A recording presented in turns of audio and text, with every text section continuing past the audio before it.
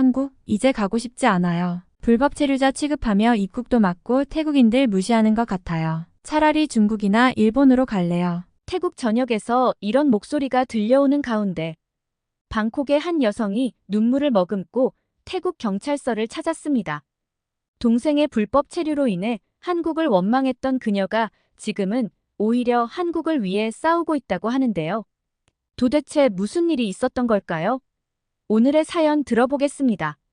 안녕하세요. 저는 방콕에서 한국어 강사로 일하고 있는 26살 수파차이입니다. 제가 한국에 대한 사연을 보내게 될 줄은 꿈에도 몰랐어요. 얼마 전까지도 한국이 미워 죽겠다고 생각했거든요. 그런데 지금은 매일 한국어를 가르치며 한국의 매력을 전하고 있어요. 어떻게 이렇게 바뀌게 되었는지 제 이야기 들어보시겠어요? 어릴 때부터 저는 한국 문화의 열렬한 팬이었어요. K-팝을 들으며 춤을 추고 한국 드라마를 보며 한국어를 따라하곤 했죠. 특히 블랙핑크의 리사는 제 우상이었어요. 태국 출신인 리사가 세계적인 스타가 되는 걸 보면서 나도 할 수 있을 거야 라고 생각했죠. 그래서 대학에 진학할 때 주저없이 한국어를 전공으로 선택했어요. 부모님은 처음에 걱정하셨지만 제 열정을 보시고 응원해 주셨죠. 대학 생활은 정말 즐거웠어요. 한국어를 배우면서 한국의 역사와 문화에 대해서도 많이 알게 됐고 한국인 교환학생 친구들도 사귀었어요. 3학년 때는 한국으로 어학연수를 갔는데 그때의 경험은 정말 잊을 수 없어요. 처음으로 직접 한국 땅을 밟았을 때의 그 설렘이란 지금도 생생해요. 서울의 번화가를 걸으면서 내가 동경하던 그 나라에 와 있다는 게 믿기지 않았죠. 한국 친구들과 함께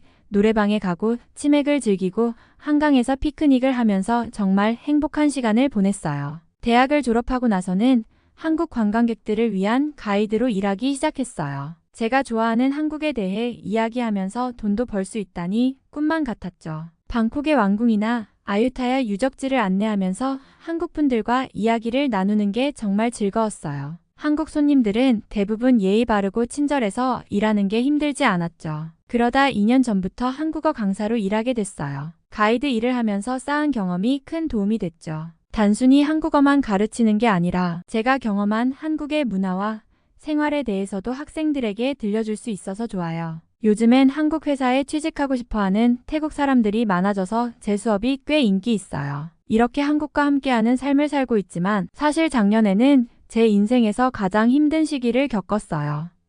그건 바로 제 동생 수리아 때문이었는데 이제 그 이야기를 들려드릴게요. 제 동생 수리아는 저보다 3살 어려요. 항상 밝고 긍정적인 아이였죠. 하지만 대학에 가지 못하고 아르바이트를 전전하면서 점점 자신감을 잃어갔어요. 그러던 어느 날 수리아가 저에게 비밀스럽게 말을 걸어왔어요. 누나, 나 한국에 갈 거야. 거기서 일하면 돈을 많이 벌 수 있대. 처음에는 농담인 줄 알았어요. 하지만 수리아의 표정은 진지했죠. 알고 보니 수리아의 친구가 불법 체류로 한국에 가서 일하고 있었는데 그 친구가 수리아를 꼬드겼던 거예요. 한 달에 10만 바트, 한국 돈으로 약 370만 원을 번다는 말에 수리아가 현혹된 것 같았어요. 저는 필사적으로 말렸어요. 불법 체류의 위험성을 설명하고 적발되면 평생 한국에 못 간다고 했죠. 하지만 수리아는 제 말을 듣지 않았어요. 누나는 좋겠다. 한국어도 할 줄 알고 좋은 직장도 있고. 난 뭐야? 아무것도 없어. 이대로는 못 살아.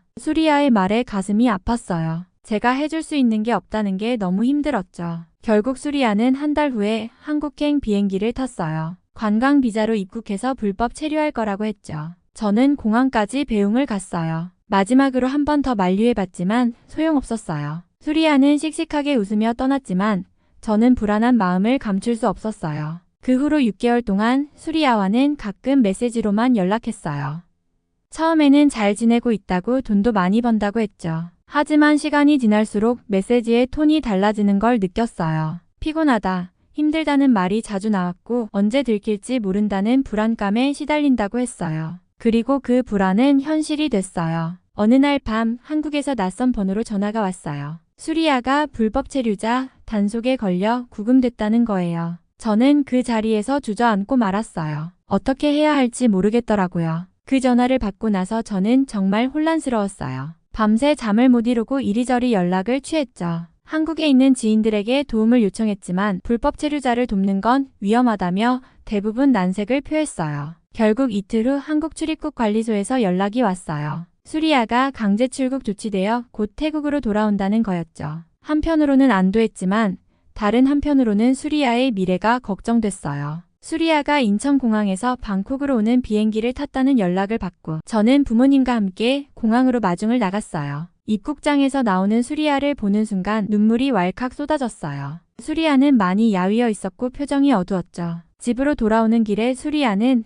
한국에서의 경험을 이야기해줬어요. 처음에는 괜찮았대요. 식당에서 설거지를 하면서 돈을 벌었는데 생각보다 많이 벌 수 있었대요. 하지만 시간이 지날수록 불법 체류자라는 불안감에 시달렸고 제대로 쉬지도 못하고 일만 했대요. 게다가 월급을 제때 받지 못하는 일도 있었다고 해요. 누나, 내가 바보 같았어. 누나 말을 들었어야 했는데 수리아의 말에 저도 마음이 아팠어요. 하지만 이제 와서 후회해봐야 소용없다고 앞으로 어떻게 할지 생각해보자고 했죠. 집에 돌아와서 가족 회의를 했어요. 부모님은 처음에 수리아에게 화를 내셨지만 이내 안쓰러워하셨죠. 우리는 함께 수리아의 앞날에 대해 의논했어요. 결국 수리아는 다시 공부를 시작하기로 했어요. 한국에서의 경험을 교훈 삼아 더 열심히 살겠다고 했죠. 저는 제가 가르치는 한국어 학원에서 아르바이트를 할 수 있게 해줬어요. 수리아도 한국어를 배우면서 일할 수 있으니 좋아했죠. 수리아의 일이 있고 난 후 저는 한동안 한국에 대해 복잡한 감정을 갖고 있었어요. 하지만 시간이 지나면서 오히려 한국에 대한 이해가 깊어졌죠.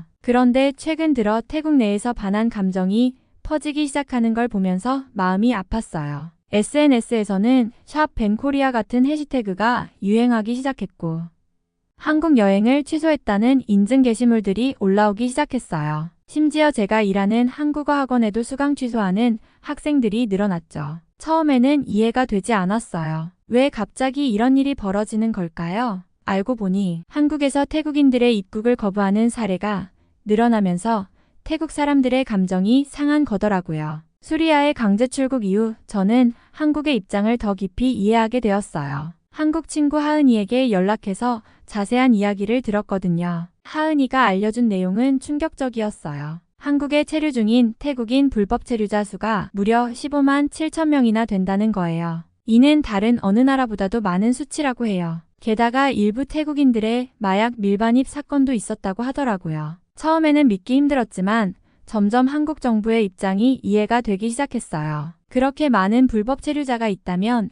입국 심사를 강화할 수밖에 없겠죠. 특히 관광 목적으로 입국한 후 불법 체류하는 사례가 많아져서 더욱 주의를 기울이고 있다고 해요. 물론 정직하게 여행 가려는 태국인들이 피해를 보는 것은 안타까워요. 하지만 한 국가의 법과 질서를 지키는 것이 얼마나 중요한지 수리아의 일을 겪으며 깨달았어요. 불법 체류는 결국 양국 관계에도 악영향을 미치고 정직한 사람들에게도 피해를 주는 거잖아요. 그래서 저는 한국의 입국 심사 강화를 이해하게 되었어요. 동시에 우리 태국 사람들도 변해야 한다고 생각했죠. 합법적인 방법으로 한국에 가는 방법을 더 많이 알리고 불법 체류의 위험성을 제대로 교육해야 한다고 믿어요. 저는 이 상황이 너무 안타까웠어요. 한국과 태국 양국 모두에 대해 애정을 가진 사람으로서 이런 갈등 상황이 생긴 게 마음 아팠죠. 그래서 저는 제가 할 수 있는 일을 하기로 했어요. 먼저 SNS에 제 경험담을 올렸어요. 수리아의 이야기와 함께 왜 한국이 입국 심사를 강화할 수밖에 없는지, 그리고 우리 태국 사람들이 어떻게 해야 하는지에 대해 솔직하게 썼죠. 처음에는 비난 댓글도 많이 달렸어요. 매국노라는 말도 들었고요. 하지만 저는 포기하지 않았어요. 계속해서 한국과 태국의 문화교류의 중요성, 양국 간의 오랜 우정에 대해 이야기했죠. 한국 친구들에게 부탁해서 태국에 대한 그들의 생각도 공유했고요. 점차 제 글에 공감하는 사람들이 늘어났어요. 특히 젊은 층에서 맞아요. 우리가 너무 감정적으로 대응했네요. 라는 반응이 나오기 시작했죠. 학원에서도 변화가 생겼어요. 수강을 취소했던 학생들 중 일부가 다시 돌아오기 시작했고 오히려 한국과 태국의 관계에 대해 더 알고 싶어요라며 새로 등록하는 학생들도 생겼어요. 그렇지만 솔직히 요즘 태국 정부의 태도에 대해 좀 실망스러운 마음이 들어요. 특히 태국 여행협회 부회장이 한국을 비하하는 발언을 했을 때는 정말 당황스러웠어요. 정부 관계자가 그런 식으로 말하는 건 적절하지 않다고 생각해요. 태국 정부가 한국과의 갈등 상황을 더 냉철하고 외교적으로 다루길 바라요. 감정적으로 대응하기보다는 양국의 입장을 균형 있게 고려하면서 해결책을 찾아야 한다고 봐요. 또 하나 아쉬운 점은 태국 정부가 자국민의 불법 체류 문제에 대해 적극적으로 대처하지 않는다는 거예요. 수리아의 경우처럼 많은 태국 청년들이 불법 체류의 위험을 무릅쓰고 한국에 가고 있잖아요. 이런 문제를 해결하기 위해 정부가 더 노력해야 한다고 생각해요. 예를 들어 한국과의 협력을 통해 합법적인 취업 기회를 늘리거나 청년들에게 해외 취업의 올바른 방법을 교육하는 등의 노력이 필요해요. 그리고 불법 브로커들에 대한 단속도 더 철저히 해야 해요. 다행히 최근에는 태국 정부도 이런 문제의 심각성을 인식하기 시작한 것 같아요. 얼마 전 뉴스를 보니 태국 노동부에서 한국 측과 협의를 통해 합법적인 취업 기회를 확대하려는 노력을 하고 있더라고요. 이런 움직임은 정말 반가워요. 저는 태국 정부가 앞으로 더 현명하게 대처해 나갈 거라고 믿어요. 한국과의 오랜 우호 관계를 생각하면 이번 갈등도 잘 해결될 수 있을 거예요. 정부가 국민들의 감정은 이해하되 더 큰 그림을 보고 행동해 주길 바라요. 우리 태국은 미소의 나라로 불리잖아요. 그 미소로 한국과의 관계도 다시 회복할 수 있을 거예요. 정부가 앞장서서 화해의 손길을 내밀고 양국 간의 오해를 풀어가는 모습을 보고 싶어요. 그럼 우리 국민들도 자연스럽게 따라갈 거라고 믿어요. 사실 제 주변을 보면